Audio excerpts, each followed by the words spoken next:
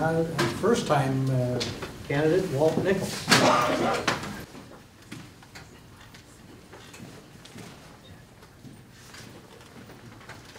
Thank you all for putting on this forum. I'm currently chair of the Mount Scott Arleta Neighborhood Association. Have been very active in community policing, crime prevention, neighborhood watch block captain. So I'm very aware of the issues of the homeless that we deal with, and how important it is that the city really find cost-effective ways to get the 2,000 people that are on the street off the street. Issues like Dignity Village, where 60 people stay for $2,000 a month, should be expanded, in my opinion. The state, from what I'm told, will allow us to have another Dignity Village. We definitely need to find some additional shelter. We're seeing people in my neighborhood that have never been homeless before, and for the first time, due to the job losses and foreclosures, people in their 30s to 50s are car camping. And the important issue with community policing and the neighborhood association is reaching out, trying to get those people the assistance that they can get through various nonprofits. I feel the city really needs to reach out and do more in that aspect. We certainly need to work with police reform, especially sometimes when it comes to homeless. We definitely need some things added to the police union contracts, and there needs to be full accountability. The other issue that I have is the cost of what it costs a small business to move and from one side of the street to the other in downtown Portland, for instance.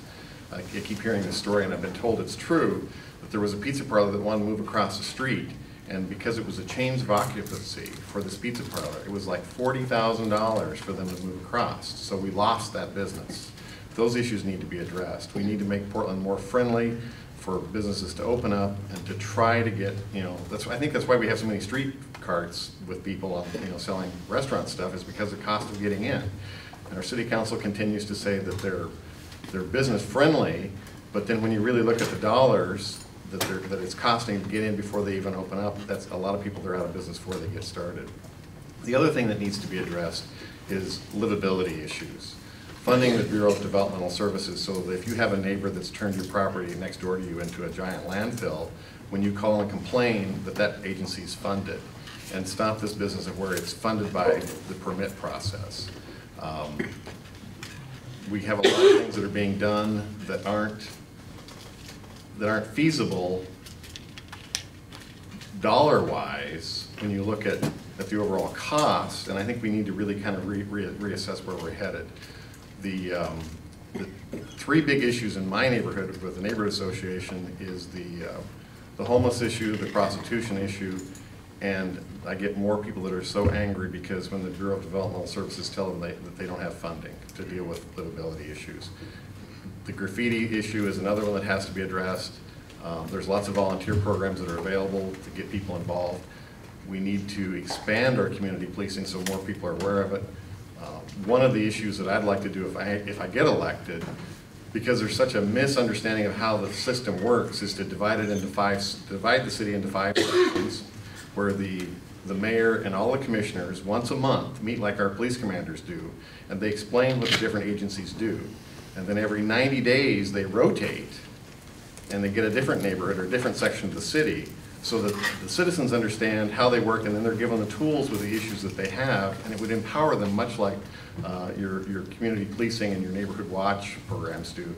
Because then when you have an issue, people know who to call, and they'll take ownership and do it. So I guess at this point I've just opened up for some questions if anybody's got any, if I've got time. Okay, 1 minute. My name is Jerry Lansky. I head up a police oversight group, non-government members. We worked 4 years on a program called Truly Reforming Law Enforcement.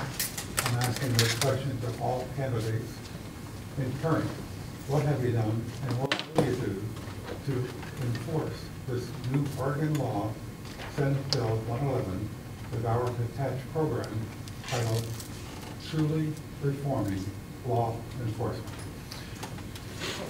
I'm not familiar with the bill. I tried to find that online today, and I ran out of time to really look that up. So all I can speak of is my own experience with community policing, but from Southeast Precinct, which is now East Precinct, being involved. understanding how the process works, giving people the additional tools, going to council and saying when they've cut with our neighborhood nerd officers that they don't have time to address the less priority calls, which is their one-on-one contacts, to dealing with the big calls with the drug houses, the prostitution houses. So I hope that answers your question. It looks like I'm running out of time. Okay. Thank you.